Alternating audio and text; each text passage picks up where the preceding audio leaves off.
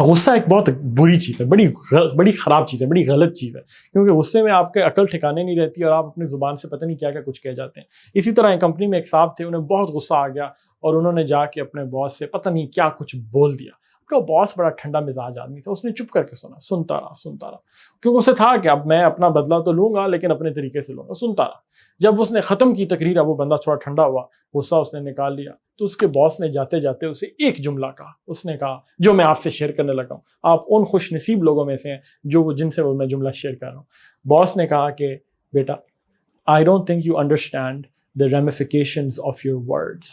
آج کا ورڈ ہے ramification۔